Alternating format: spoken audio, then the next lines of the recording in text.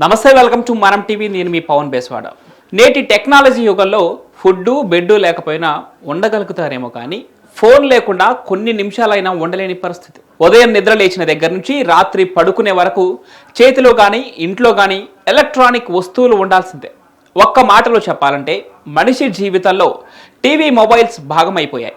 ఇంకా ఇవి లేకుండా ఒక్క రోజు కాదు కదా, ఒక నిమిషం కూడా ఉండలేని పరిస్థితి ఉంది. కానీ ఒక నగరంలో ప్రజలు మొబైల్, టీవీ మాత్రమే కాదు, ఎలక్ట్రానిక్ గాడ్జెట్స్ ఏవీ వాడకుండా ఎన్నో సంవత్సరాలుగా జీవనం సాగిస్తున్నారు. అవును, మీరు వింటున్నది నిజమే. ఆ నగరంలో మొబైల్, టీవీ వంటి ఎలక్ట్రానిక్ వస్తువులు వాడితే జైలుకు వెళ్తారు. ఇంతకీ ఆ నగరం ఎక్కడుంది?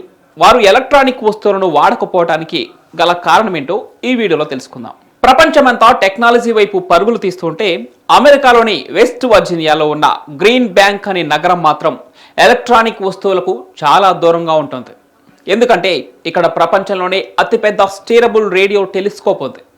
ఇది 485 అడుగుల ఎత్తుతో 7,600 మెట్రిక్ టన్నుల బరువు ఉంటుంది. ఇక విస్తీర్ణం విషయానికి వస్తే దాదాపు ఒక ఫుట్బాల్ కోర్టుతో సమానంగా ఉంటుంది. అంతరిక్షం నుంచి వచ్చే తరంగాలను కనిపెట్టేందుకు దీన్ని 2001లో ఏర్పాటు చేశారు. ఈ టెలిస్కోప్ 13 బిలియన్ కాంతి సంవత్సరాల దూరంలో ఉన్నా కూడా తరంగాలను కనిపెట్టగలదు. ఇది సరిగ్గా పనిచేయాలంటే మొబైల్, టీవీ తదితర ఎలక్ట్రానిక్ వస్తువుల తరంగాలు దాని చుట్టూ పక్కల ఉండకూడదు. అందుకే ఈ గ్రీన్ బ్యాంక్ నగరంలో ఎలక్ట్రానిక్ వస్తువుల వాడకం నిషేధం.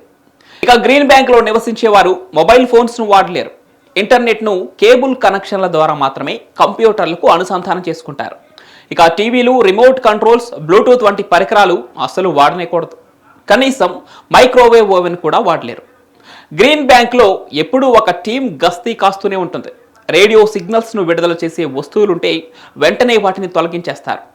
ఒకవేళ ఎవరైనా గ్రీన్ బ్యాంక్ నగరంలో మొబైల్, టీవీ తదితర ఎలక్ట్రానిక్ వస్తువులు వాడినట్లయితే నేరంగా పరిగణించి అరెస్టు కూడా చేస్తారు.